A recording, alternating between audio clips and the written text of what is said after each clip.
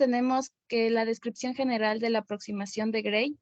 Este es un sistema que nos sirve para calificar lo que es la calidad del cuerpo de la evidencia en las revisiones, ya sean sistemáticas, también en otros síntesis de evidencia, ya sean como evaluaciones de tecnologías en salud, también en guías, y aparte de formular recomendaciones, lo que es en salud. Y la aproximación de Gray ofrece un proceso transparente. Quería cortar algo, chicos. Cuando ustedes lean una guía de práctica clínica basada en la evidencia, que haya utilizado el sistema Gray para dar recomendaciones, es un sistema confiable. Si les dan otras escalas, Shekel, Sign, quizás no son tan confiables. Cada vez el mundo camina hacia que todas las recomendaciones sean Gray. Ok, sigan nomás. Entonces, la aproximación de Gray ofrece un proceso transparente, también estructurado, lo que es para desarrollar y presentar los resúmenes de la evidencia y así poder llevar a cabo los pasos que implican la formulación de las recomendaciones. Aparte, se puede desarrollar lo que es para las guías de la práctica clínica, también otras recomendaciones del área de salud, ya sea como la salud pública, sistemas y también políticas públicas y decisiones sobre la cobertura en la salud. ¿Puedes pasarle, por favor? Entonces, aquí tenemos objetivos y ventajas de la aproximación de Gray. Entonces, las guías de la práctica clínica van a ofrecernos lo que son recomendaciones para el manejo de los pacientes típicos. También estas decisiones de manejo y van a involucrar lo que es el balance de las consecuencias, ya sean deseables, indeseables, en una acción determinada. Esto más bien es con el fin de ayudar a los clínicos a tomar decisiones basadas en evidencia y también los desarrolladores de las guías que usualmente ellos van a calificar lo que es la fuerza de las recomendaciones y la calidad de la evidencia.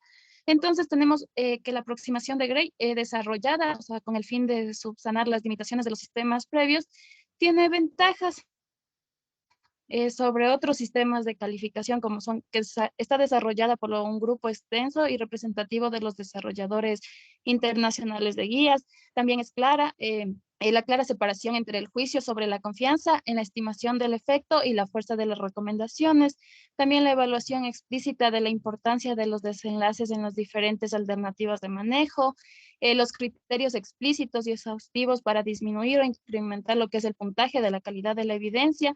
También es un proceso transparente en la transición de lo que es entre la evidencia y las recomendaciones, el reconocimiento explícito de los valores y las preferencias, también la interpretación pragmática y clara de las recomendaciones fuertes versus las débiles para los clínicos, los pacientes y también los generadores de las políticas públicas. Y aparte que es útil para las revisiones sistemáticas y las evaluaciones de la tecnología en salud, así como las guías. Entonces, la aproximación de Gray no minimiza la importancia de los juicios ni sugiere que la calidad siempre puede ser determinada de una forma objetiva. ¿Puedes pasarle, por favor? Entonces, aquí también tiene desafíos especiales en la aplicación de la aproximación de Gray. Aquellos que aplican la aproximación para preguntas de pruebas diagnósticas, salud pública y también en los sistemas de salud, se van a ver enfrentados lo que es algunos desafíos especiales. Y más bien este manual aborda estos desafíos y se someterá a lo que son a revisiones cuando nuevos desarrolladores impulsen al grupo a trabajar y aceptar lo que son cambios en el enfoque. Y también existen las modificaciones a la aproximación de Gray, que recomienda no hacer modificaciones al enfoque, pero teniendo en cuenta que los elementos del proceso se van a encontrar lo que son interrelacionados y las modificaciones que son confusiones en los usuarios de los resúmenes de evidencia y también en las guías, porque cuando cambian pueden comprometer lo que es el objetivo de un único sistema con el de los clínicos y los generadores y también de los pacientes. Pásale, por favor. Entonces tenemos el planteamiento de la pregunta del cuidado de la salud.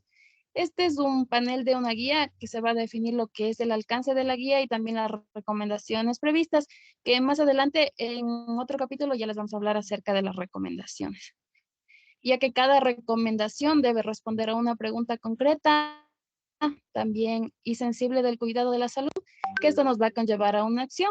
Entonces, en este planteamiento de la pregunta del cuidado de la salud, también tenemos la estrategia de la pregunta pico, que presenta la metodología aceptada para el planteamiento de las preguntas. Y como ya la vez anterior hablamos de la pregunta pico, que la P es de población, los pacientes o la población a los que se les va a recomendar, la intervención, la terapia o el diagnóstico, el comparador, perdón, que es la intervención alterna o la intervención en el grupo de control, y que es el desenlace de interés o los outcomes.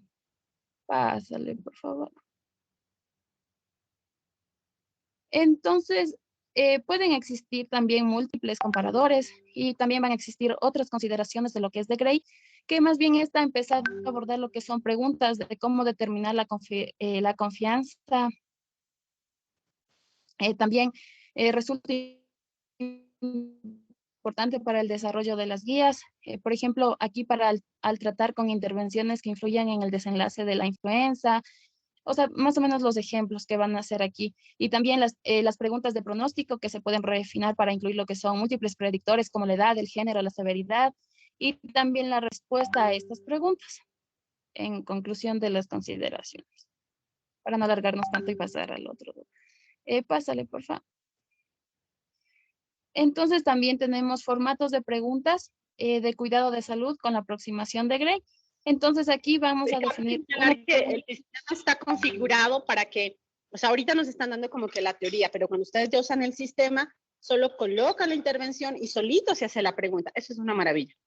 Sí, entonces aquí vamos a definir una pregunta de la salud que va a incluir lo que es especificar todos los desenlaces de interés, aquellos que van a formular lo que son recomendaciones acerca del uso o no de cierta intervención, ya sea terapéutica o diagnóstica, y también que puede considerar todos los desenlaces relevantes de forma simultánea. Entonces aquí nos hablaba que este programa nos permite seleccionar dos formas para las preguntas de manejo, como podemos ver ahí, que se debe usar, que es intervención versus comparación para el problema de salud, o también un formato de preguntas de diagnóstico. Se debe usar intervención versus comparación para diagnosticar. Y aquí la condición y el problema de salud, ya sea el problema de salud o la población. Entonces aquí en los ejemplos tenemos si se debe usar un cepillo de dientes manual versus un cepillo de dientes eléctricos para la salud dental. Y el otro ejemplo, se debe usar el troponina seguido de estrategias adecuadas de manejo versus troponina T seguida de estrategias apropiadas en el manejo de un infarto agudo. Me gusta el ejemplo Entonces, que han este es un utilizado formato porque me gusta este ejemplo que han utilizado para que vean algo. La pregunta pico y este tipo de evidencia sirve para todo tipo de preguntas, no solo medicamentos. Ya, siga por favor. Síguele. Continuamos con la selección y calificación de la importancia de los desenlaces, es decir, el modo en el que va a acabar una acción. Siguiente, por favor. Entonces, este consta de 4 pasos. El primero son los pasos para considerar la importancia relativa de los desenlaces. Tanto los desarrolladores de las guías y los autores de las revisiones deben especificar todos los desenlaces potencialmente importantes para los pacientes. Entonces aquí el GRADE nos ha establecido 3 categorías para los desenlaces de acuerdo a su importancia, que son críticos, importantes pero no críticos y de importancia limitada. Clasificar los desenlaces de esta manera contribuye a concentrar la atención en aquellos desenlaces que se consideran más importantes. Siguiente, por favor. En este cuadrito les he puesto un resumen de los pasos para considerar la importancia relativa de los desenlaces, que son 3. En el paso 1 se va a realizar la clasificación de los desenlaces en críticos, en importantes pero no críticos y los de baja importancia, con la intención de concentrar la atención en aquellos desenlaces que son considerados como más importantes, esto mediante la utilización de revisiones sistemáticas. En el paso 2 se realizará la reevaluación de la importancia relativa de los desenlaces. Asimismo, para incluir a los desenlaces importantes que no fueron incluidos inicialmente o que no fueron identificados. Esto preguntándonos la importancia relativa de los desenlaces incluidos en el primer paso y todos los desenlaces adicionales. En el paso 3 ya se juzga el balance entre los desenlaces de salud deseables y no deseables de una intervención para Contribuir a la formulación de las recomendaciones y determinación de la fuerza de la recomendación. Esto mediante la realización de un balance entre los desenlaces deseables e indeseables. Siguiente, por favor. Entonces, los desarrolladores de las guías deben primero considerar si los beneficios particulares en la salud y los riesgos de la terapia son importantes para tomar las decisiones acerca de la estrategia óptima de manejo o asimismo si son de importancia limitada. Entonces, para la calificación de estos desenlaces se ha establecido la escala del 1 al 9, que de 9 a 7 son son los críticos y más importantes. De 6 al 4 son importantes, más no críticos. Y del 3 al 1 son de importancia limitada o menos importantes. Dale un clic, por favor. Les puse un ejemplo, entonces. ¿Qué es el efecto de los medicamentos que distribuyen a los fosfatos en pacientes con falla renal e hiperfosfatemia? Entonces, en el primer desenlace, que es el infarto, tiene una puntuación de 7. Y si nos vamos a la escala, quiere decir que este desenlace es crítico para la toma de decisiones. Las fracturas ha tenido una calificación de 6, es decir, que es importante más no crítico. Y la flatulencia ha tenido una calificación de 1, es decir, que tiene una importancia limitada. Siguiente, por favor. Como siguiente paso tenemos la influencia de la perspectiva. Aquí es probable que la importancia de los desenlaces varíen dentro o a través de las culturas o cuando es visto desde la perspectiva de la población blanco, es decir, del paciente o del público.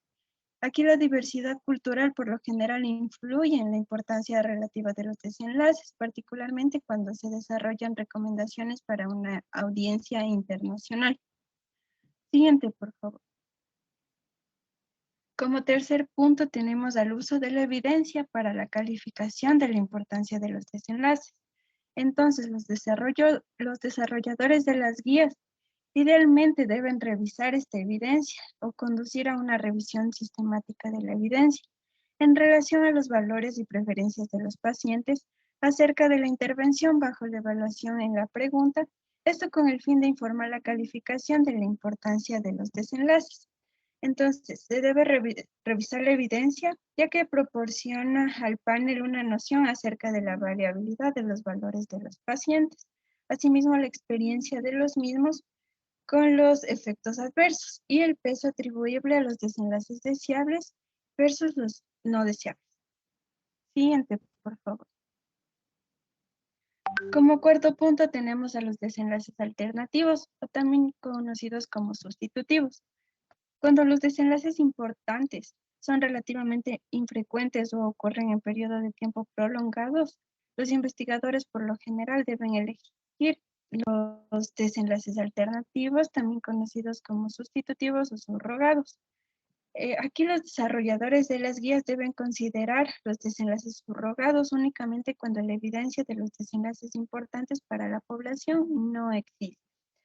Entonces, cuando este es el caso, deben sospechar que los desenlaces importantes, si es necesario, los subrogados utilizados para sustituir los dichos desenlaces importantes. Los desenlaces aquí seleccionados por el panel deben ser incluidos en un perfil de evidencia, a pesar de que no exista una evidencia disponible acerca de ellos. Siguiente, por favor.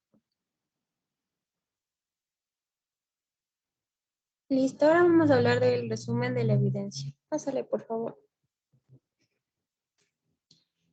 Entonces, bueno, antes de ver lo de las tablas de evidencia, tenemos que saber que para hacer una guía, las recomendaciones siempre tienen que tener el mejor cuerpo de evidencia, o sea, la mejor evidencia posible, y esta tiene que estar directamente relacionada con la pregunta de investigación. Entonces, la evidencia que vamos a buscar nosotros tiene que relacionarse con todos los desenlaces outcomes importantes para los pacientes que estemos viendo, y estos outcomes se van a relacionar con las opciones de manejo que vamos a tener para ellos.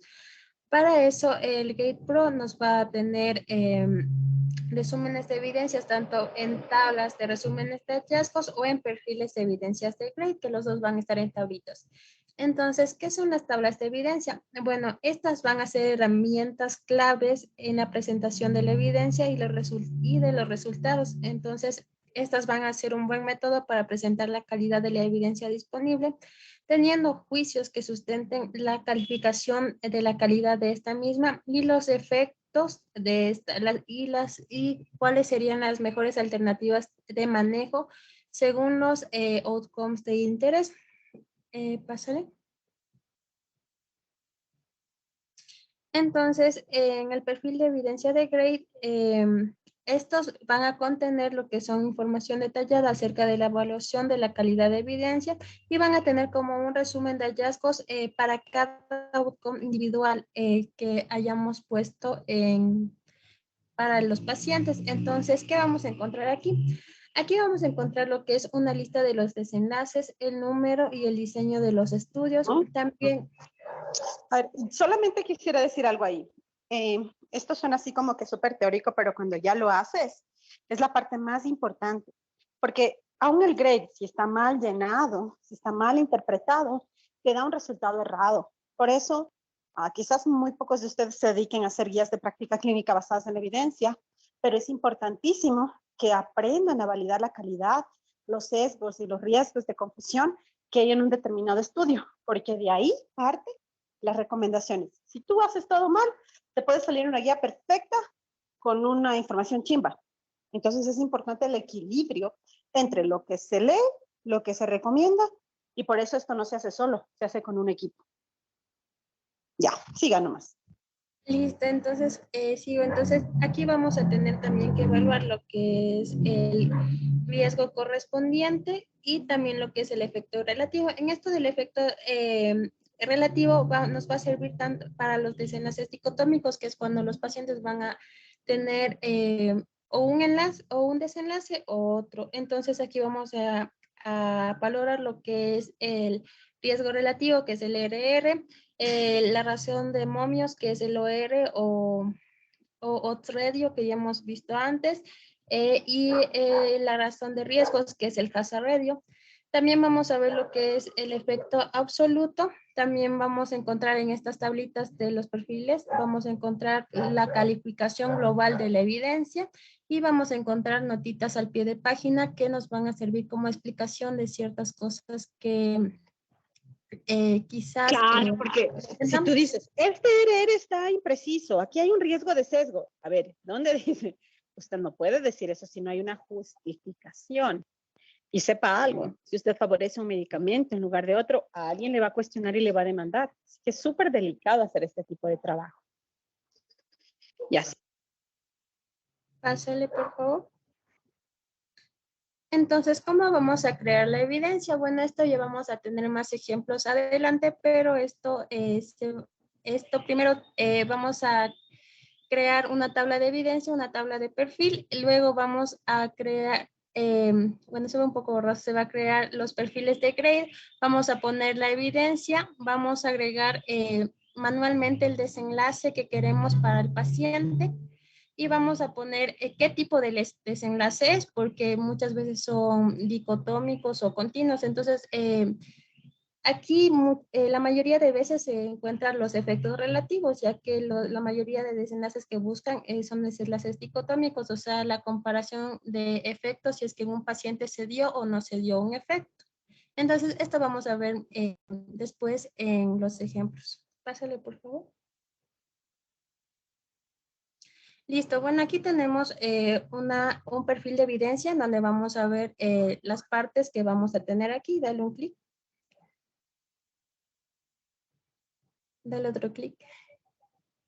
Primero vamos a tener el diseño del estudio. Bueno, es muy importante saber el diseño del estudio, ya que este también va a determinar la calidad de evidencia y en algunos casos de esto va a estar relacionado mucho cuál va a ser el desenlace. Dale otro clic. En esta partecita que vemos acá vamos a tener lo que es la calidad de la evidencia. Síguele dando clics, por favor. La calidad de evidencia. Entonces, bueno, la calidad de evidencia nosotros tenemos que considerarla cuidadosamente y calificar todos los factores que puedan influenciar nuestra calidad de evidencia, porque nosotros podemos subir o bajar un factor y esto puede afectar a los demás factores. Entonces, cada factor que tenemos aquí va a influenciar a los demás. Más acá en donde tenemos los cuadraditos azulitos, tenemos el resumen de los hallazgos. Aquí, como les expliqué antes, el resumen de los hallazgos va a depender mucho si el resultado va a ser dicotómico, si va a ser relativo o si va a ser narrativo. Entonces, como les expliqué, la mayoría de los resultados van a ser resultados dicotómicos, en donde vamos a encontrar las medidas de efecto, como la razón de riesgo, que es el RR, y la razón de probabilidades, que es el odds-ratio. Entonces, aquí cabe resaltar que el odds-ratio tiene propiedades estadísticas ventajosas, pero los que más van a ser entendibles y más van a ser usados es el RR, que es la razón de el riesgo relativo, porque van a ser más fáciles de utilizar. En el caso de los últimos desenlaces, que son los desenlaces narrativos, esto va a ser cuando hay desenlaces que mejor se prefieren interpretar de manera escrita o como una narración. En el caso de los desenlaces que son continuos, no se va a utilizar lo que es este espacito donde dice relativo, ese no se va a utilizar, solo se va a utilizar lo que el cuadrito donde dice absoluto, y aquí, bueno, el efecto que va a causar estos tipos de desenlaces la vamos a utilizar mediante una diferencia de medios. Pásale. Y más acá tenemos lo que es la importancia, que como ya vimos antes, se va...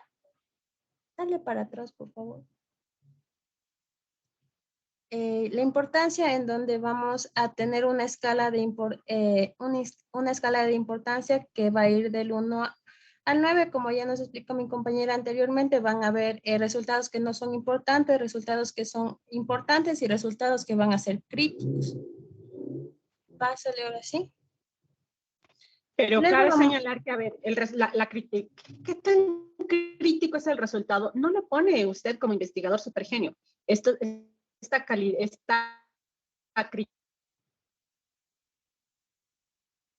muy importante. Reducir la hemoglobina glicosilada en 0.001% es interesante, pero no es tan importante. O sea, pero eso no se hace desde la perspectiva del que hace la elaboración. Eso se pregunta a la gente. De nuevo, hacer este trabajo es necesario, pero eso te dicen en la metodología. Se reunió un equipo de pacientes, profesionales de salud, sanitarios. No es solo lo que tú haces desde tu computadora. Ok, siga. Listo, luego vamos a tener lo que son las tablas de resumen o las tablas SOP. Bueno, estas cabe resaltar que como su nombre los dice, son tablas de resumen de los hallazgos. Entonces aquí va a estar el resumen de los hallazgos, en donde vamos a incluir lo que es la calidad de evidencia de cada desenlace en un formato más rápido que leer un perfil de evidencia GRADE. Entonces, ¿qué vamos a tener aquí? Vamos a tener lo que es la lista de los desenlaces, el riesgo asumido, el riesgo correspondiente, el riesgo relativo, en donde vamos a encontrar el RR, el odds-ratio y el hazard-ratio, cuántos participantes hubieron, cuál fue el diseño de los estudios, cuál fue la calidad global de la evidencia, y también van a tener las notas al pie para explicar alguna cosa que no se pueda entender en las tablas. Pásale.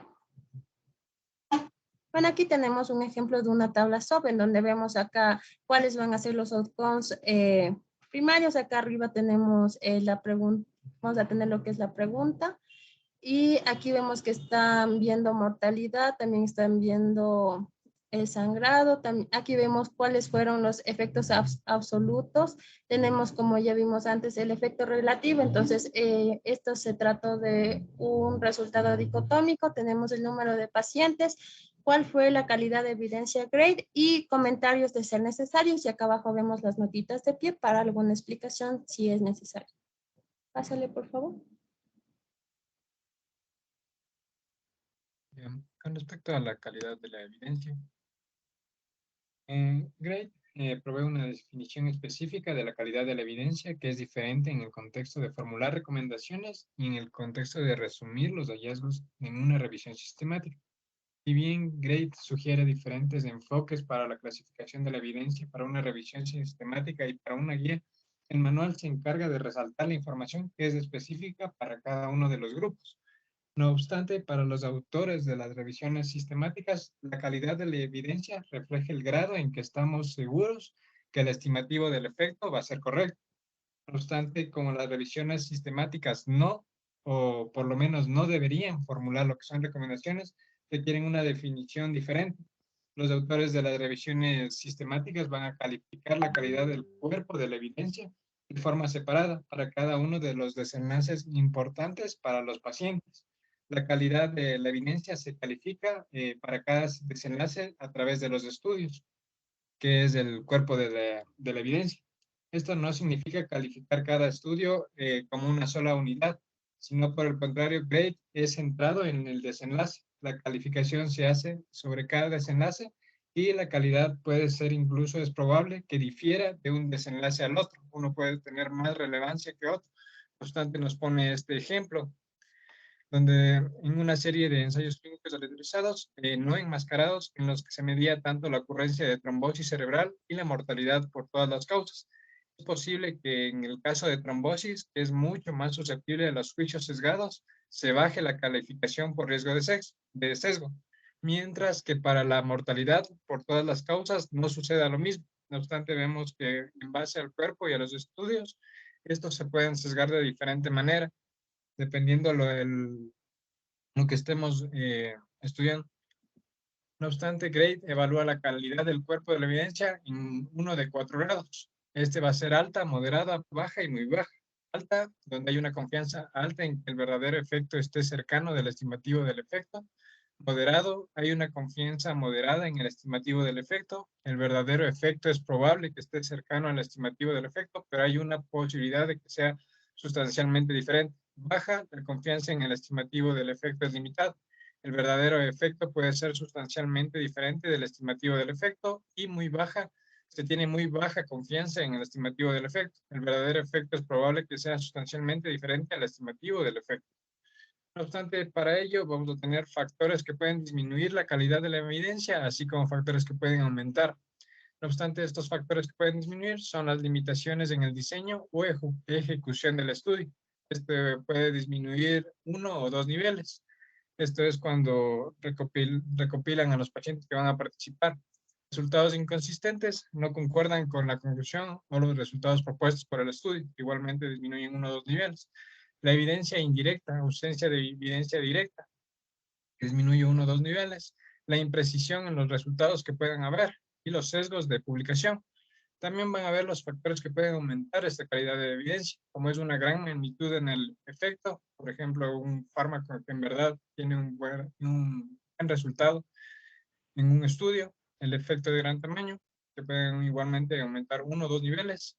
Todos los posibles... Claro, vean, un estudio observacional de cohortes de 100.000 pacientes, como lo de la vacuna, observacional, o sea, que tienen un efecto que te dice que la vacunación reduce 5 veces el riesgo de morir. Eso aumenta la recomendación. No así un ensayo, aunque sea ensayo clínico. Eso es algo que a mí me gusta personalmente del GRADE, es que no prioriza tanto el diseño como la calidad metodológica. A veces se les ningunea los estudios observacionales. Y no necesariamente los estudios observacionales te arrojan una validez de los resultados que podría ser replicable con la práctica clínica. Por supuesto, con las limitaciones que eso implica, ¿no? Ya, siga. Sí, no obstante, tenemos también las gradientes dosis-respuesta. Como mencionó la doctora, los ensayos aleatorizados sin limitaciones importantes proveen una calidad de evidencia alta, como nos pusieron en el primer tema, pero los estudios observacionales sin fortalezas especiales o limitaciones importantes proveen baja calidad de la evidencia. Pero esto también, como mencionamos en el estudio de las vacunas, es importante, dependiendo del tema, en el sentido de estudiar un estudio observacional. No obstante, tenemos que si el tamaño del efecto difiere a lo largo de los estudios, las explicaciones para las inconsistencias pueden ser debidas a diferencias en población. Por ejemplo, medicamentos pueden tener efectos relativos mayores en una población enferma. No es lo mismo estudiar en una población que ya con la patología que en una población que no.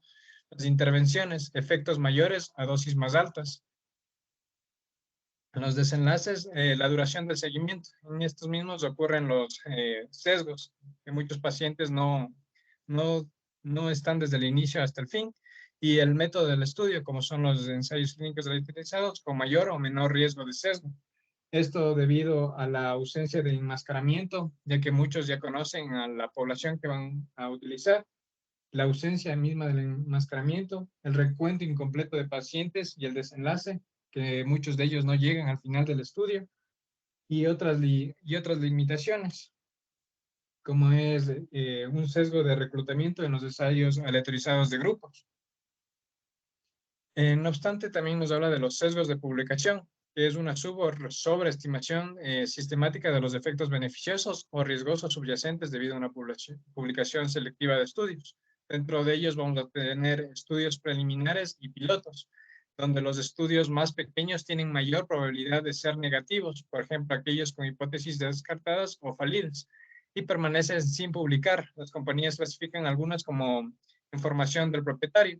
Muchos de ellos también no se van a publicar porque obtienen resultados negativos y no son convenientes para las empresas que lo patrocinaron. La finalización del informe. Los autores consideran que el reporte de un estudio negativo no es la interesante y no interviene el tiempo y esfuerzo requerido en la publicación. La elección de la revista. Los autores deciden someter el reporte negativo a revistas no indexadas, de lenguas no nativas o de circulación limitada. Consideraciones editoriales, como es el editor decide que el estudio es negativo, no amerita una revisión de pares y rechaza el manuscrito. La revisión de pares. Los pares revisores concluyen que los estudios negativos no contribuyen al área de investigación y recomiendan rechazar el manuscrito, lo que ocasiona que el autor busque una revista de menor impacto. Claro. O sea, realmente esto nos pasa todo el tiempo, ¿no? No es atractivo, no es sexy decir que algo no funciona o funciona inferior. Hay una estrategia, algunos de ustedes tal vez han visto este video de Beat de Navarra, de Thomas Jefferson, de hay una estrategia que reivindica los ensayos negativos y dice, o sea, si usted en su práctica ha encontrado algo negativo, te prioriza la publicación, porque esta es una práctica súper vieja de la industria. Si no funciona, no te publico. Imagínate lo que sería resultados negativos de la vacuna. O sea, deberíamos saber también si hubo reacciones adversas, si la gente no se protegió. Pero si solamente sacas lo positivo, eso es un riesgo enorme para la salud. Y eso es más difícil en América Latina cuando a pesar de que tenemos información, no es fácil encontrarla, ¿no? Por eso también, cuando te metas a hacer este trabajo, necesitas acceso a bases de datos, porque tienes un mega ensayo clínico, pero no lo puedes acceder porque cuesta $31. Eso a veces limita también. Ok, siga. Sí, y por último tenemos una publicación del informe, donde las revistas retrasan la publicación de estudios negativos. Los propietarios interesados someten y son aceptados por diferentes revistas. Listo, con respecto a las recomendaciones, esta va a ser la fuerza que refleja el grado de confianza que nos da el panel de una guía en que los defectos deseados de una intervención son mayores que los defectos indeseables o viceversa. Y bueno, Graves nos especifica dos categorías de la fuerza de recomendación, la fuerte y la débil, en donde una recomendación fuerte es aquella en la cual se tiene confianza de que el efecto deseable de la intervención supera a los efectos indeseables, o que estos efectos indeseables superan los efectos deseables, pero es una recomendación fuerte.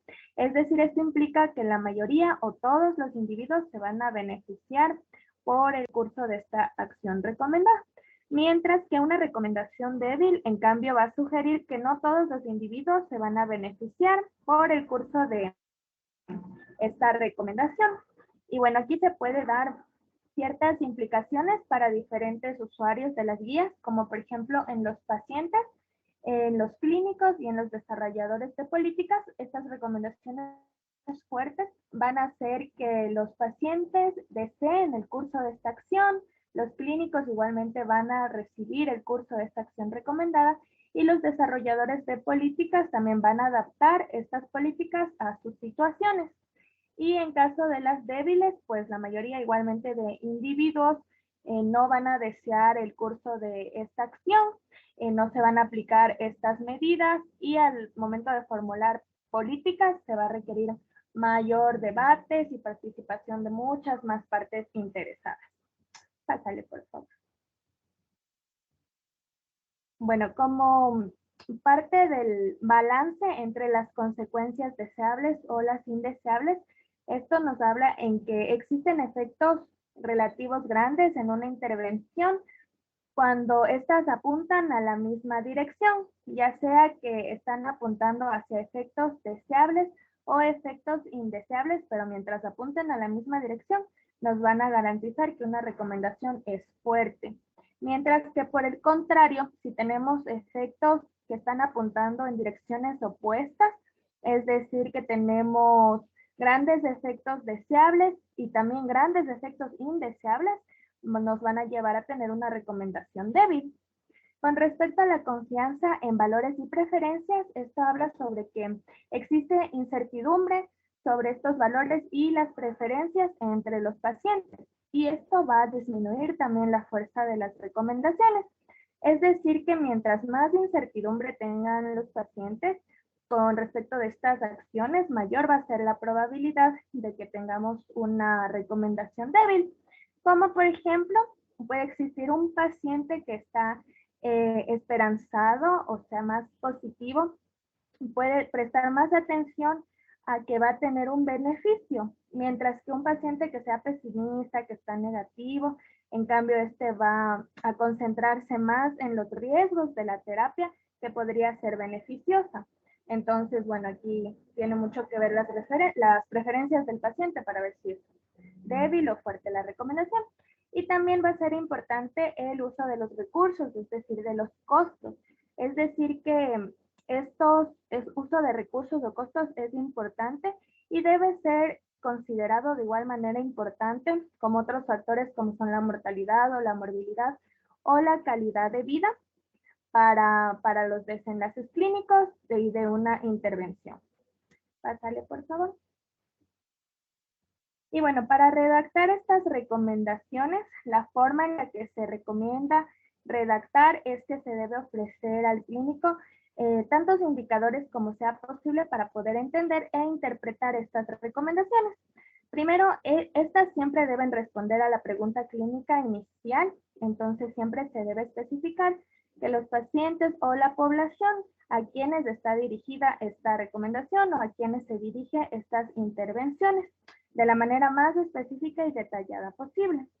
Es por esto que se recomienda usar una voz activa, es decir, para las recomendaciones fuertes podemos usar terminología como nosotros recomendamos o los clínicos deberían, o en caso de que no se recomiende, pues los clínicos no deberían o no haga tal cosa.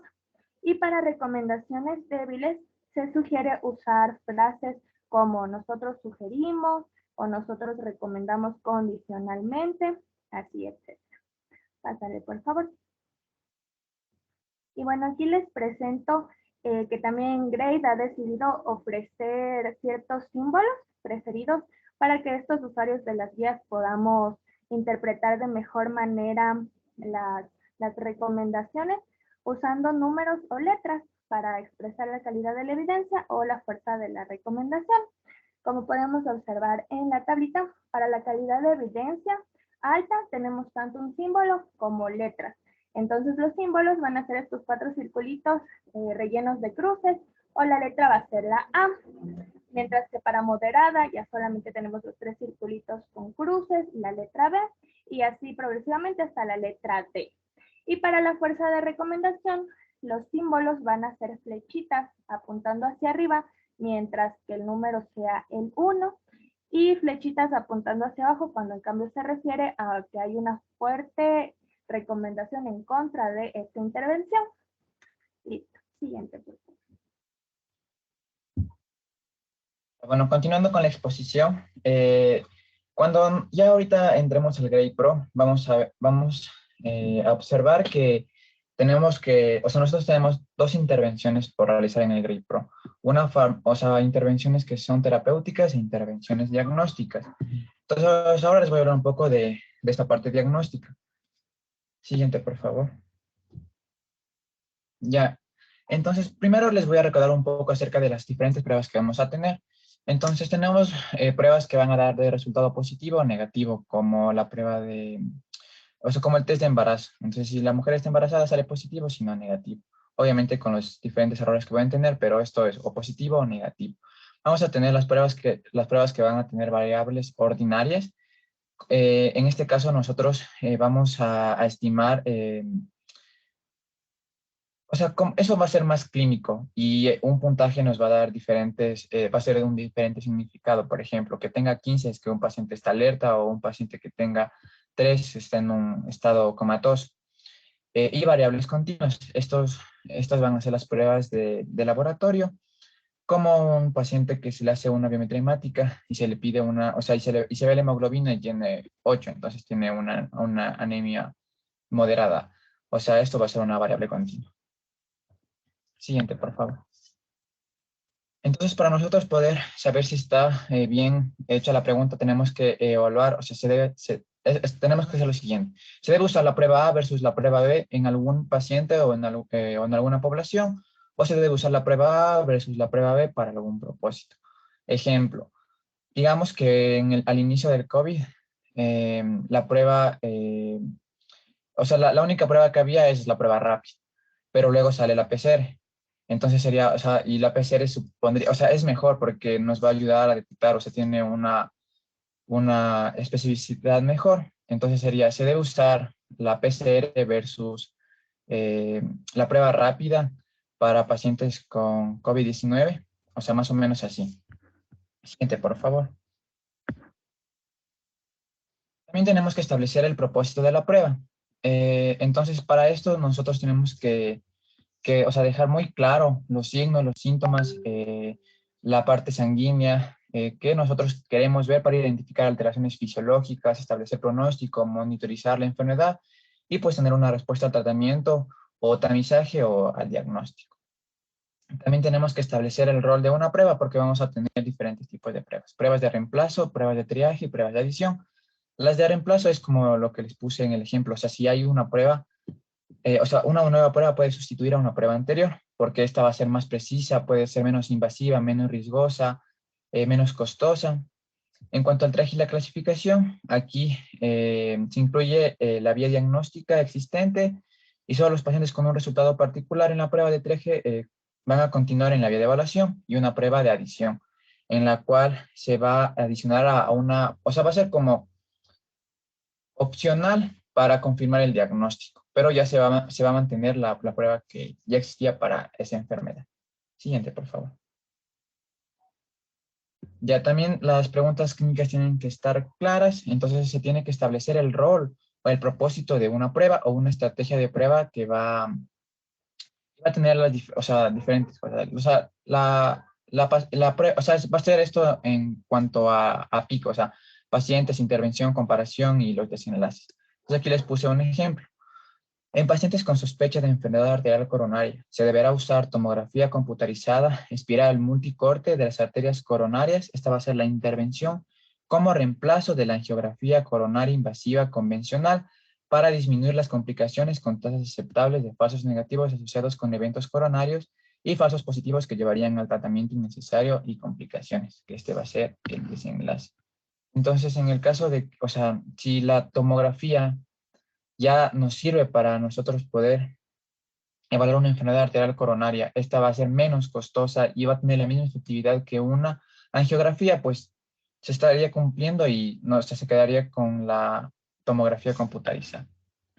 Siguiente, por favor. Y algo que se menciona mucho en cuanto al diagnóstico van a ser lo que es el patrón de oro, que esto va a ser el abordaje perfecto para nosotros poder definir o poder diagnosticar una enfermedad. Pero esto no se va a asociar con la precisión de la prueba diagnóstica. En cambio, el estándar de referencia, esta va a ser la prueba que que es actualmente la mejor estrategia y la más aceptada para realizar el diagnóstico. Y es con la cual se puede hacer la comparación. Siguiente, por favor. Y aquí tenemos los criterios para determinar si se utilizó la aproximación Gray. Este es un resumen de todo lo que han hablado mis compañeros. Siguiente, por favor. Entonces aquí se tiene que definir la calidad de la evidencia. Entonces, para esto debemos ocupar las definiciones que mencionaron mis compañeros. ver los criterios para evaluar la calidad de la evidencia. Entonces aquí vamos a tener el riesgo de sesgo, evidencia directa, consistencia de resultados, precisión de resultados, sesgo de publicación, magnitud de efecto, gradiente de dosis-respuesta y una influencia de los posibles factores de confusión residual. Esto me van a entender mejor cuando les haga el ejemplo. La calidad, que igual mencionaron que tenemos alta, moderada, baja y muy baja. Siguiente, por favor. Tenemos los resúmenes de la evidencia. Entonces aquí igual fue lo que ya mencionó, creo que Andrés o Pamela, no recuerdo. Pero entonces aquí tenemos que identificar, o sea, si está bien resumida la evidencia. Tenemos que tener los criterios para determinar la fuerza de las recomendaciones. Entonces aquí vamos a ocupar el balance de consecuencia deseable e indeseable, la calidad de la evidencia, valores y preferencias en aquellos afectados y el uso de recursos. Tenemos la terminología de la fuerza de recomendación, que vamos a tener recomendación débil o fuerte, la terminología de la fuerza de la recomendación y los reportes de los juicios, porque esto tiene que ser siempre publicado de una manera transparente. Siguiente, por favor. Ya, entonces aquí vamos a, o sea, les puse unas diapositivas y ya luego les voy a compartir mi pantalla para que más o menos tengan la idea de cómo utilizar el Grade. Entonces para esto, bueno, tienen que ingresar a la página de Grade Pro y crearse una cuenta.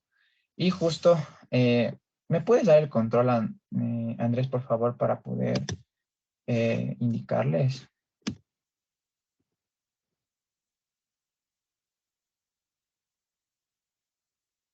Ya, entonces una vez que ustedes inician sesión, ya pueden ver mi puntero.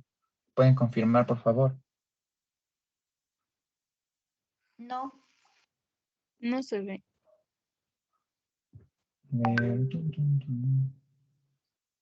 O sea, podrías ir a opciones y poner Anot.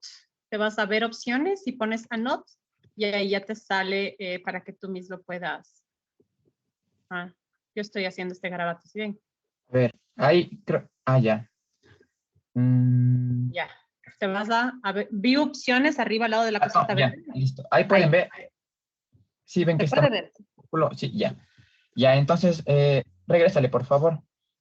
Entonces, una vez que ya entramos al Grade Pro, nos va a salir que tenemos que crear un proyecto. Entonces, aquí vamos a poner el nombre del proyecto que queremos hacer, o sea, lo que vamos a analizar. En este caso, yo le hice de un ECA. Cámbiale, por favor, Andrés. Ya, entonces, va a ser el misoprostol en la prevención de la hemorragia postparto.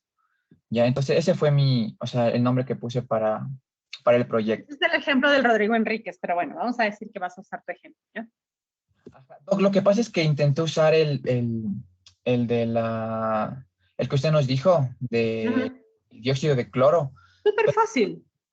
O sea, Doc, pero es ¿Debería usarse dióxido de cloro versus los mejores cuidados de soporte para un problema de salud? ¿Para COVID? Es que nosotros encontramos ese artículo, o sea, no encontramos como el artículo como tal, sino publicado, o sea, como una tipo monografía, Doc, de ese mismo artículo. Por eso mismo, eso era bueno para decir no sirve. O sea, sí, eso te Doc ahorita, cuando comparta la pantalla. Esto solo era para que más o menos entiendan cómo hacer y que no se pierdan cuando ya vaya avanzando en el ejemplo, Doc. Ya, entonces aquí, ustedes, es lo que les comenté, que tenemos para añadir pregunta de manejo clínico, añadir preguntas de diagnóstico o importar preguntas. Entonces, en este caso sería añadir pregunta de manejo clínico. Y siguiente, por favor. Entonces aquí nos pide la comparación, o sea, ¿qué se usaba aquí? O sea, el misoprostol versus el placebo para una hemorragia postparto, que era en una población, si no recuerdo mal, era de la India, de bajos recursos. Entonces aquí pueden poner ya los autores y después de esto ya guardan. Una vez que guardan, se va a... Cámbiale, por favor, Andrés, de aquí. Entonces se va a desplegar todo esto, donde nosotros vamos a empezar a llenar el desenlace. Entonces, ¿cuál va a ser el desenlace? La hemorragia postparto aguda. Podemos nosotros poner la abreviatura, en este caso pusimos HPP. La evaluación que se mide aquí va a ser la medición con pérdida sanguínea mayor o igual a 500 mililitros en 2 horas. La duración del seguimiento era, o sea, de 0 a 2 horas. Aquí el tipo era dicótomo y era, o sea, es un estudio único porque era un ECA, no era una revisión sistemática. Entonces, de aquí ya le ponemos aquí en este icono de guardar y siguiente, por favor. Ya, entonces, una vez guardado esto, se nos despliega, o sea, para nosotros poder llenar el número de estudios, que en este caso fue 1, el diseño de estudio, el riesgo de sesgo. Entonces, aquí igual les voy a intentar explicar un poco de cada estas cosas. Bueno, su número de estudios, pues ya, si es una revisión sistemática, pondríamos el número de estudios. El diseño de estudio, este fue un ECA. El riesgo de sesgo, aquí... o sea, aquí nosotros podemos llenar si no es serio, es serio y muy serio. O sea, si no es serio es que tiene, o sea, que no tiene un riesgo de sesgo. Y si tiene un riesgo de sesgo es que es muy serio.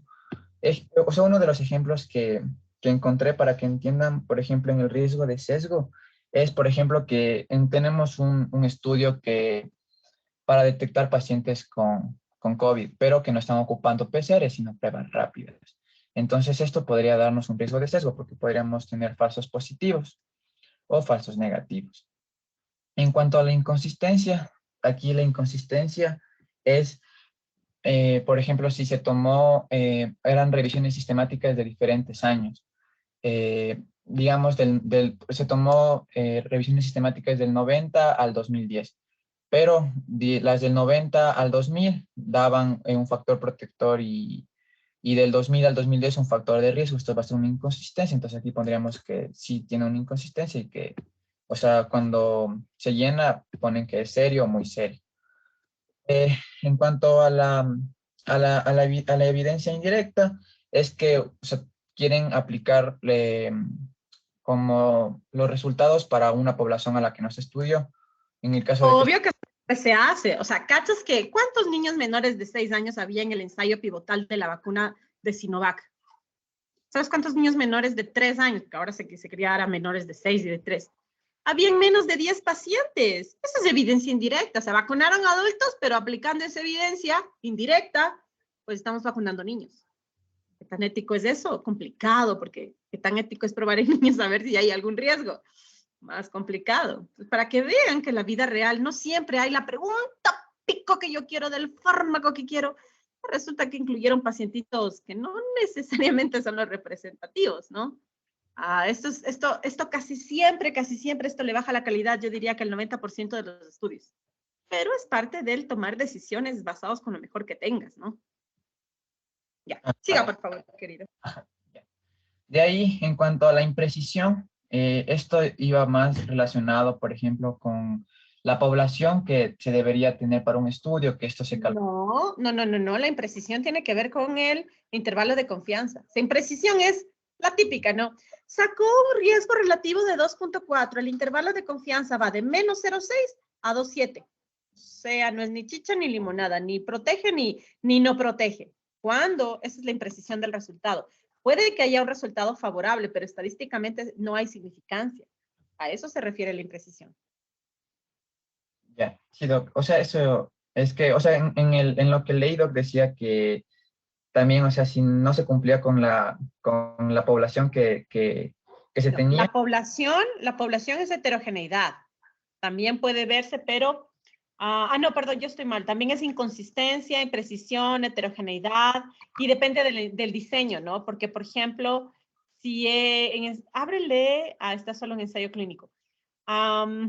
Ponle donde dice I de información en imprecisión. Porque si uno no sabe de qué se trata, o lees el manual metodológico que les mandé, o que les dije que lean, ábrele la I de imprecisión. La I. Déjame Ahí. compartir, Andrés, ¿ya? Ya. No, ya. Vamos al sistema. El sistema es hermoso. Ya le comparto, Doc. Ya. Lo que pasa es que mi computadora es un poquito viejita y Tranquila, nadie será discriminado por su calidad de internet.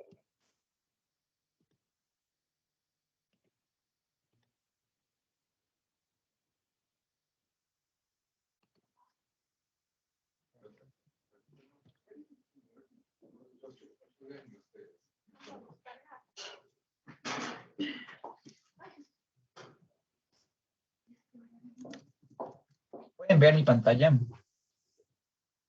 Sí, sí se ve. Bien.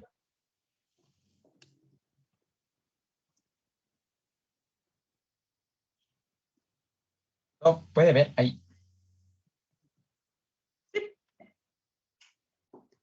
Déjame hacerle, verán, para que se vea más grande, pongámosle en estándar. Eso, ahí vale.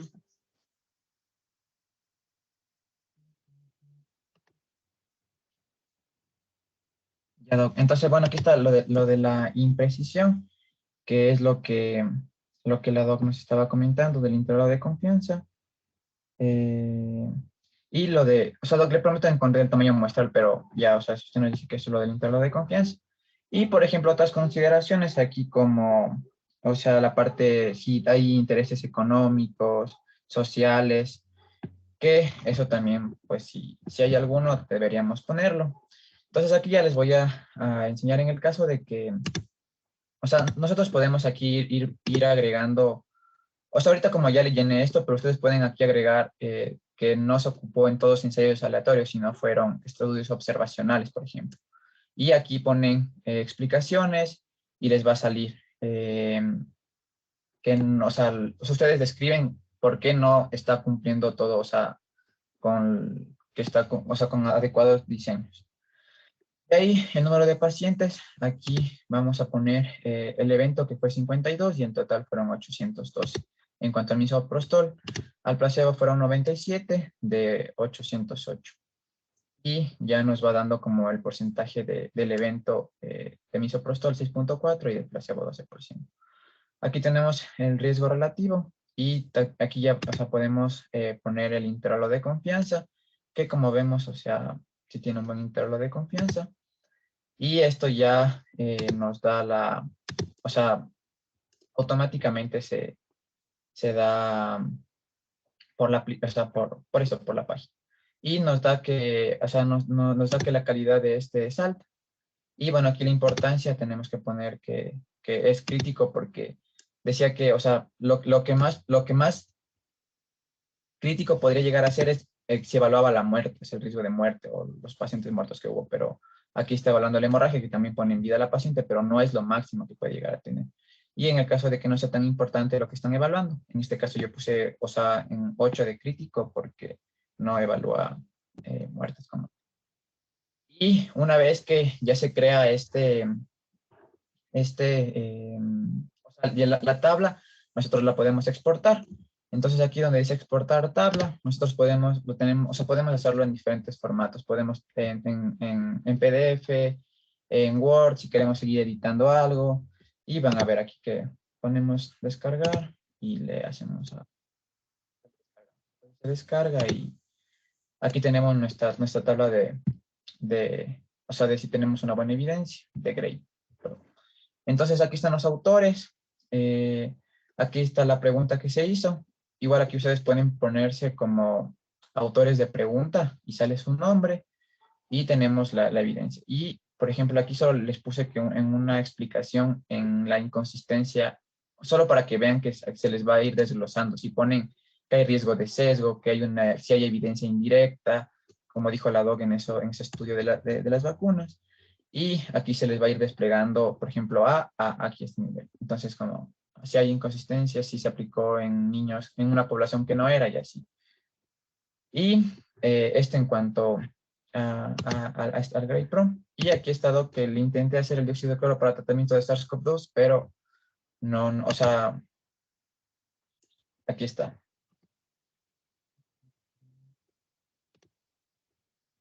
Pero no supe lo de la comparación, doctor. Claro, es que si no hay grupo comparador, lo que pones es versus nada o versus mejor el tratamiento disponible. Eso es lo lindo del Grade Pro. Usted lee un artículo y aquí puede ir configurando y colocando lo que usted a su juicio, con la dureza de su juicio, usted dice, a ver, esto tiene o no sentido. Ay, es que esto es tenaz. Si quieres, ponlo en el chat del grupo de Telegram para que los que no tengan acceso también miren este trabajo y hagan este ejercicio de Grade Pro. Todos tienen que hacer este ejercicio de Grade Pro. Ya. Leyendo miren, el estudio se llevó en... Aquí está, Doc. Ajá. Ya, Sí, perfecto. podemos ir haciéndolo ahorita para que más o menos Sí. puedan Adelante, entender. sigue, por favor. Ya, Doc. Entonces, como dijo la Doc, debería usarse dióxido de cloro versus nada, en este caso sería nada. Y ven que aquí ya el título de la tabla se hace automáticamente. Para el tratamiento del SARS-CoV-2.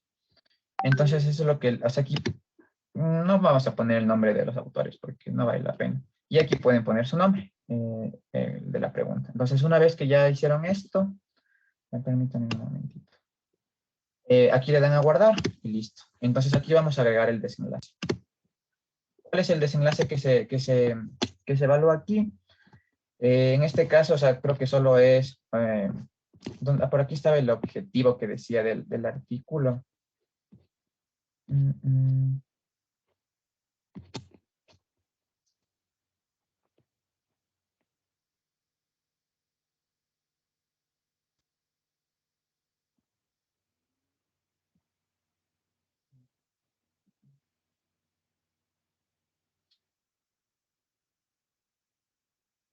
Aquí está. Por ejemplo, el objetivo general decía que era...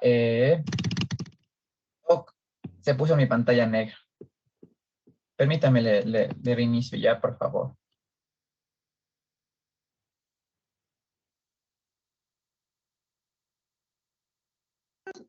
Yo sí puedo ver todo, está súper bien. Es que tú no estás compartiendo.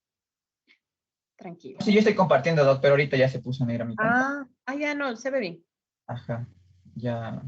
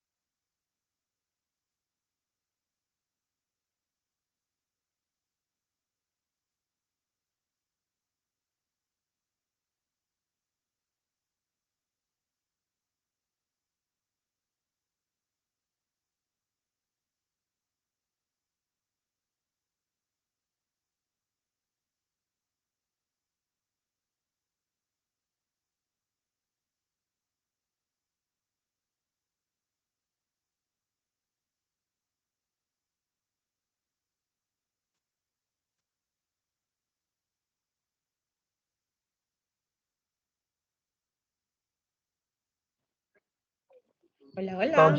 Ya volví, Doc. Ya volví, está bien. Muy bien. No importa, tranquilo, nadie será discriminado por su calidad de internet. Es la computadora. Y dejando de beber hay que comprarse buena computadora. O hay que actualizar a los softwares. A veces pasa eso porque no se actualiza. Sí, es buena, solo que se dañó la tarjeta de gráfica y por eso cuando ya está muy... A ver, aquí. Se ve.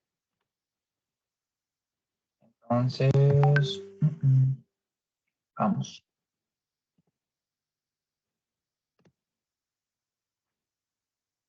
Entonces aquí está el desenlace, ¿no es cierto?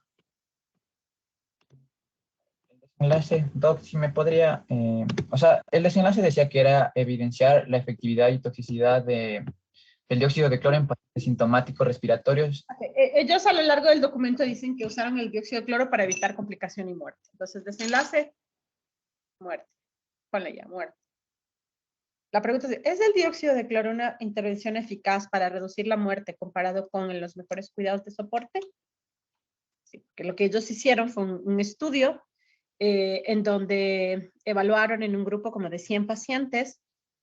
Antes supuestamente todos tenían COVID, les daban el dióxido de cloro y luego veían cuántos se complicaron. ¿Cuál es el problema enorme? Que no tuvieron grupo comparador. Entonces, ya cuando miremos tenemos que ver qué diseño de estudio es. Es un estudio observacional sin grupo comparador, por ejemplo, aunque es cara de ensayo clínico. ¿Ya? No es Por observacional. ejemplo, por lo que vi que evaluaron, Doc, fue con, o sea, solo fue nada clínica, Doc. Nada, sí, fue clínico porque le hicieron tomografías a una persona. Ujú. Le hicieron sin estrictos controles ni nada. Por Y de ahí, ejemplo, COVID-19 negativos, sí, pero los positivos eran que clínicos, no eran confirmados con PCR.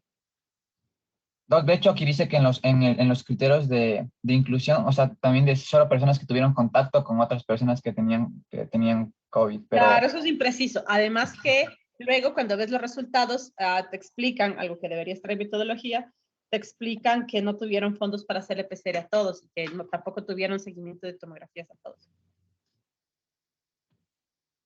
ajá, y bueno, en cuanto a la evaluación fue clínica, porque ya van a ver en el estudio cuando les mande que, o sea, evaluaron durante creo que 4 días y fueron viendo la mejoría por día. ¿Sí? De ahí, el tiempo de duración fue del 26 de marzo al 10 de abril, que serían 14 días.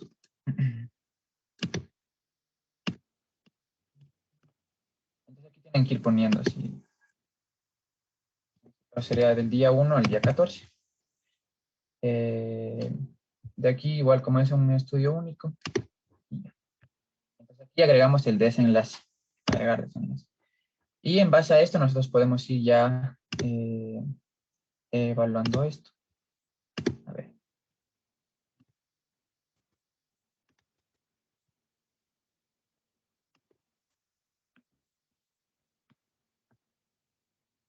Aquí es el número de estudios que se realizó. En este caso solo es uno. Ya. En cuanto aquí al diseño de estudio, como dijo la doc, este fue un estudio cuasi experimental, descriptivo, prospectivo de serie de casos, pero solo tiene un grupo. Entonces aquí sería un estudio observacional, ¿no es cierto, doc? No hubo intervención. Sí, es de intervención. Cuando le pones Ajá. observacional, mira, pero solamente ponle observacional para que mires, ponle un ratito. Este no es observacional, este es de intervención. Pero ponle observacional, ya. Ahí te dice, utiliza el Robbins 1. El Robbins 1 te pide unos datos, además de lo que está ahí, de otras consideraciones. Entonces, el diseño no es solamente el diseño per se, es el diseño más los sesgos que se pueden encontrar. Entonces, sí, esta es de intervención. ¿Cuál es nomás de intervención? La intervención. De ahí, aquí tenemos el riesgo de sesgo. Pero como ven, o sea, esto tiene, por lo que les decía de que ni siquiera todos cumplían con las pruebas PCR, entonces eso va a tener un riesgo de sesgo muy serio. Entonces aquí vamos. Y ahí es aquí donde podemos agregar las explicaciones que les decía. Entonces, para que ustedes ponen aquí, clic derecho, ponen explicaciones y donde dice agregar un nuevo van a poner agregar. Voy a poner aquí. No se realizó.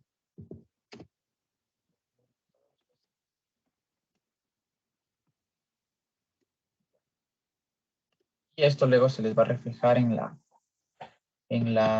tabla cuando ya hagan un PDF. Tenemos la inconsistencia, que igual inconsistencia, esto abarcó un grupo de 18 a 80 años, entonces eso también sería como serio o muy serio, porque es muy general. Entonces le pondremos serio. Ajá. Serio, muy serio, recorta serio. Aquí sí, sean implacables como son ustedes. Ya, muy serio. De ahí, en la evidencia igual, Pregúntenles a sus compañeros. ya, a ver. ¿Quién me quiere ayudar a realizar este ejercicio de Gray Pro, sino para preguntar aleatoriamente? Pregunta aleatoriamente. A ver, es que no, Doc. ¿Por qué? A la chica que le gusta. No, Doc, es que... A ver, Nicolita. Leche. Verás, aquí está las referencias.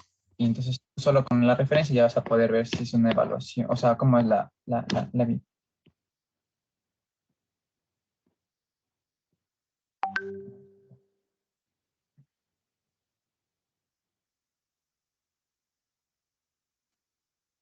No escucho. Aquí está. Entonces, mira, solo basándote en esta evidencia, ¿tú qué dirías? O sea, ¿cómo es la evidencia? O sea, si es que es buena, mala, o qué tipo de Ajá. evidencia es. Sí. Ajá, es que solo mira cómo está aquí. Ajá, o sea, yo me acuerdo de que cuando leí no era una evidencia buena ni fuerte, ni sólida tampoco. Entonces diría que es una evidencia mala. Sí. Sí, pero mala como que no mucho. O sea, bueno, porque sí hay artículos que están ahí citados de PubMed, pero lo importante sería ver qué decían esos artículos, porque... A ver. O sea, hasta aparentemente sería nuevo la como pregunta. este 2020. Evidencia indirecta, ¿te acuerdas lo que significa evidencia indirecta? Aquí es Sí, súper era, importante. por ejemplo, cuando había diferencias en la población, también cuando Y había diferencias en la por intervención. ejemplo, este estudio incluye niños, ancianos, viejos, con PCR, sin PCR, con TAC, sin TAC. O sea, la evidencia indirecta es alta. Y ahí, muy serio.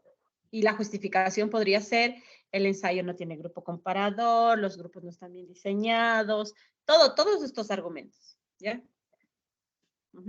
Ya. En cuanto a la imprecisión, no sé si tú me puedes ayudar, Dani.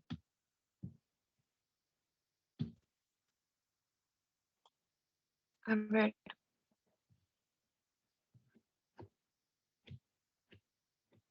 Y a ver, así en cuanto...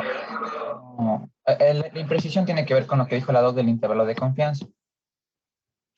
Y aquí en este grupo no, ni siquiera hubo un intervalo de confianza. En este disque de artículo. Entonces, sería extremadamente serio porque no podemos dar ninguna medida si es que no hay un intervalo de confianza, creería yo. Porque no hay un intervalo de confianza. De ahí aquí podríamos ocupar otras consideraciones. Y aquí sí hay bastantes, Doc. Por ejemplo, que la población fue demasiado pequeña. Para el diagnóstico no se ocupó ni PCRs ni tomografías, que es lo que otros estudios sí realizan o sea, sí realizan en estudios para ver SARS-CoV-2. Entonces aquí ponemos sospecha fuerte y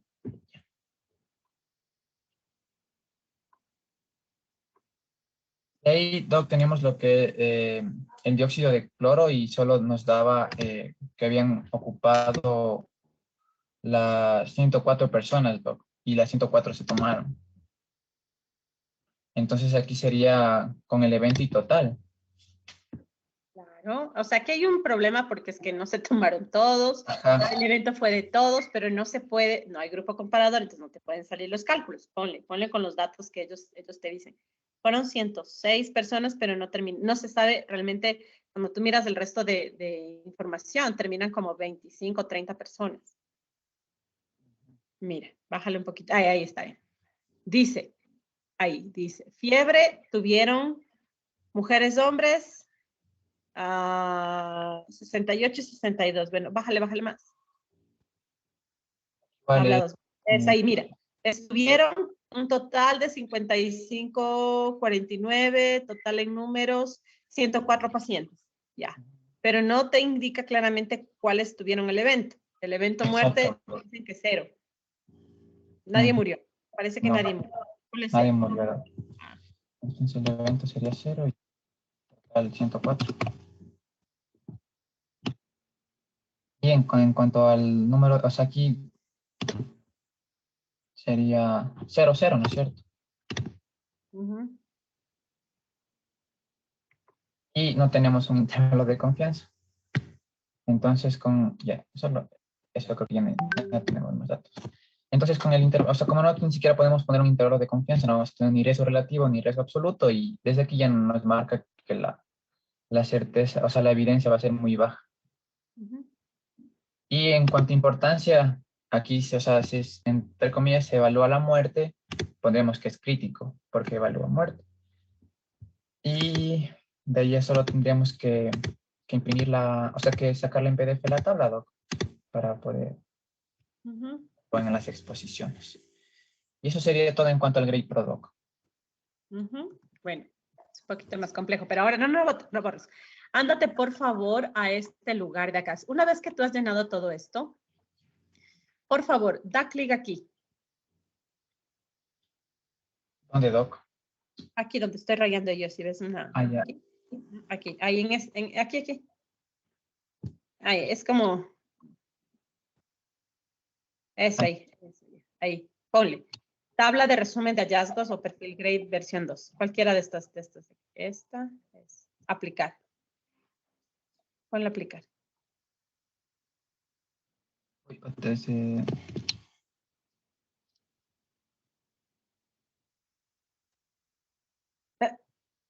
¿Se fue? ¿Se trabó? Sí, Doc, otra vez se le puso negra la pantalla.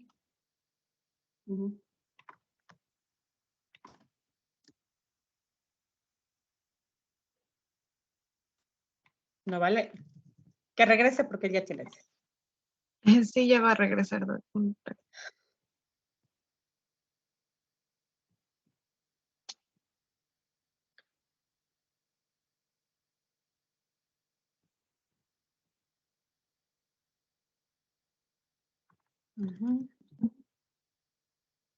¿Qué fue?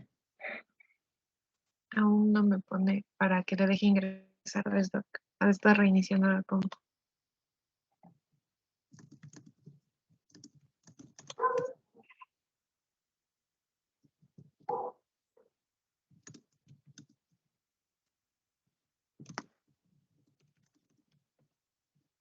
No valió. Bueno, cuando ponen ese cuadradito, les sale ya las tablas totales de evidencia. Entonces yo voy a intentar compartir. Entonces, busquémonos un internet. ¿Están viendo mi pantalla? Sí, Doc. ¿Están viendo mi pantalla? Sí, ya. ¿Sí o no?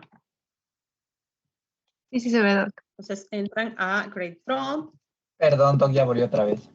Ya te gané el puesto. O sea, todo mundo no es tan difícil. Usted se abre una cuentita en Grade Pro, usted ingresa al Grade Pro. A mí me encanta, realmente me encanta hacer este trabajo. Es complicado a veces, pero digamos que es algo que vale la pena entrenarse. O sea, usted da un link de ingreso, usted ingresa, y aquí usted puede guardar sus proyectos, ¿sí? Entonces, entra.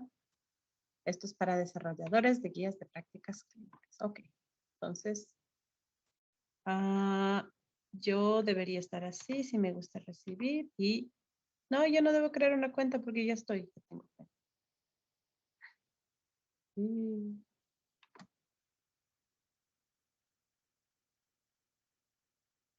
Ya, iniciar sesión.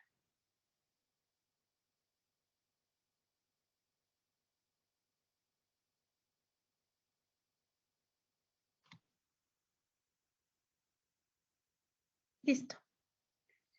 Ya, entonces, sí. Estos son los proyectos. Ya me salí. Sí, Doc.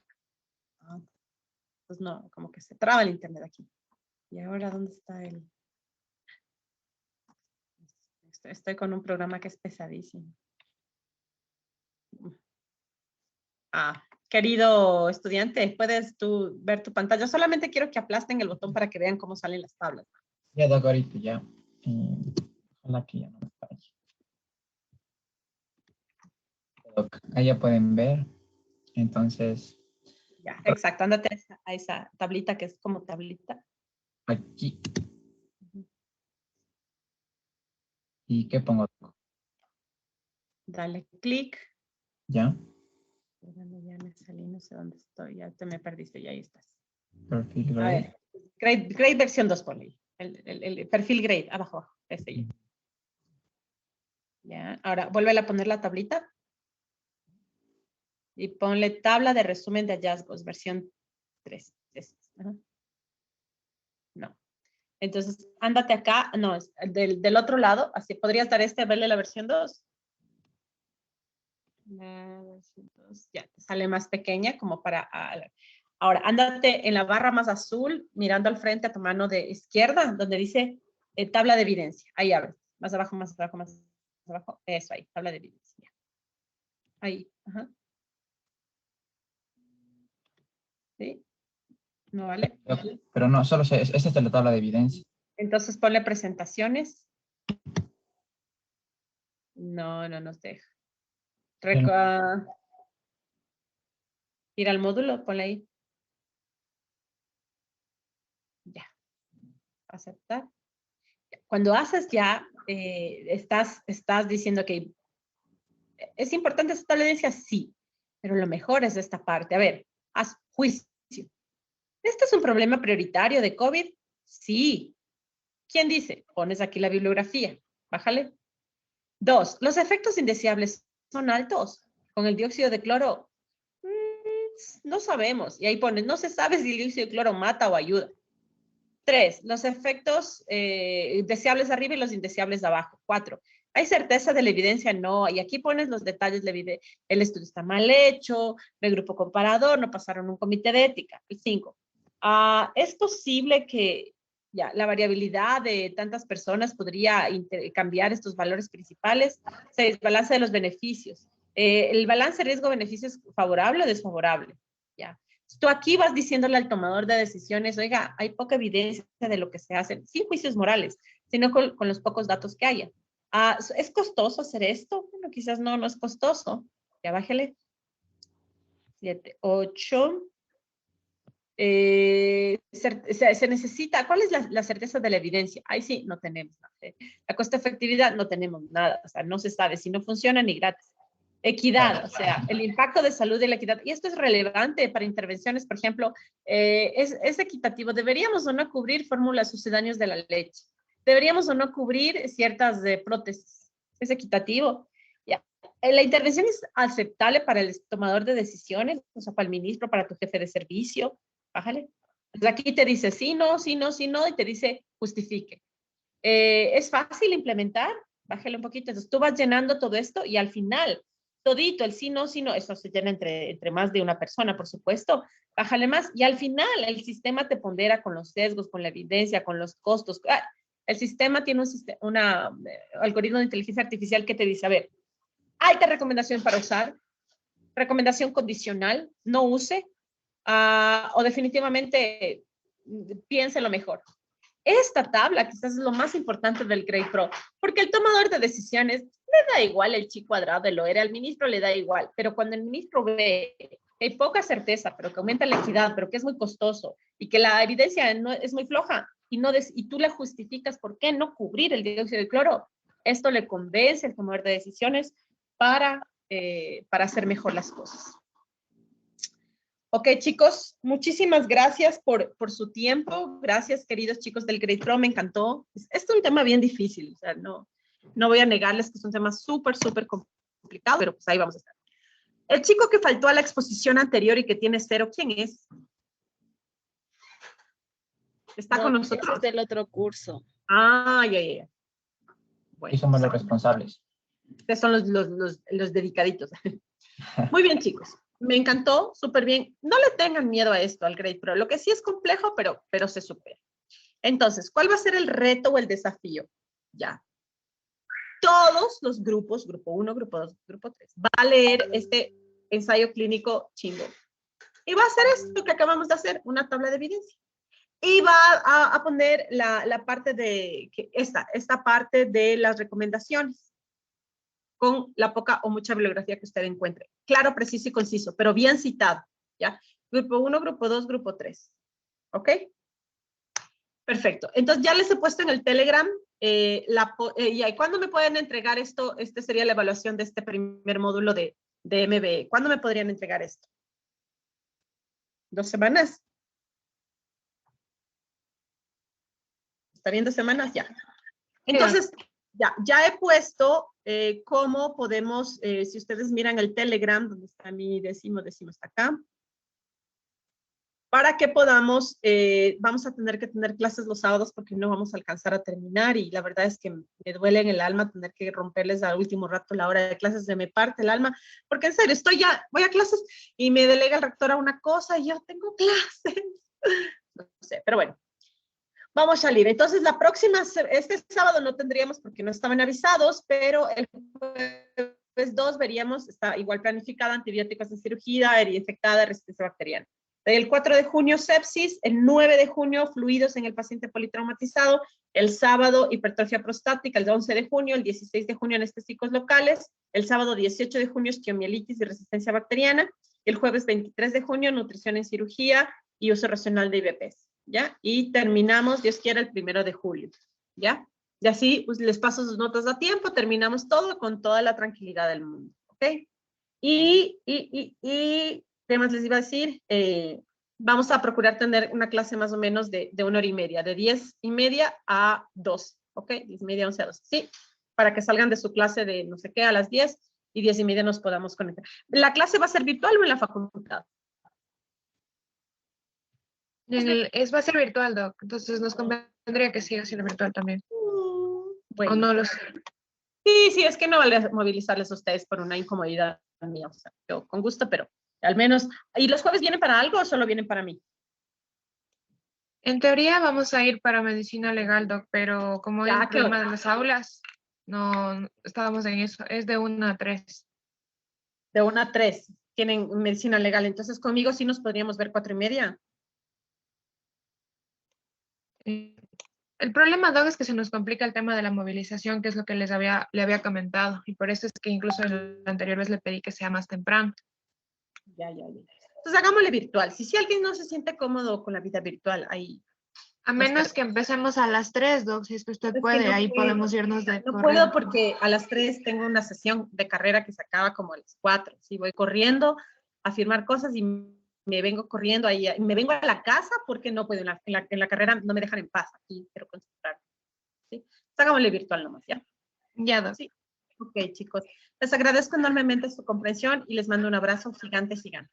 Doc, ¿nos puede dar unos minutitos a los que conformamos el grupo 2 o el grupo 3, perdón, para lo que es nuestro tema? Queremos preguntarle, ¿ya? Y los demás chicos, si ya quieren, pueden salir. Hasta luego, Doc. Ya, presidente, quédese con los de Grade Pro para calificarles.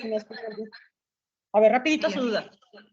Doc, nosotros empezaríamos ya los temas que son, por ejemplo, antibiótica de terapia en cirugía, resistencia y también creo que es infección de heridas. Entonces, respecto a ese tema, planteamos un caso clínico basado a cuál tema o cómo sería la exposición, más o menos estamos un poco perdidos. Podría ser un caso clínico súper simple. Un paciente que le hacen una apendicectomía y se le infecta la herida de una bacteria multiresistente. ¿Ya? Es un caso que complica, muy estresante. Ahí las preguntas son, bueno, después de una cirugía, ¿le dieron o no? ¿Qué cuadros quirúrgicos se terminan complicando? O sea, ¿hicieron bien desde el principio? ¿Le dieron bien la terapia profiláctica?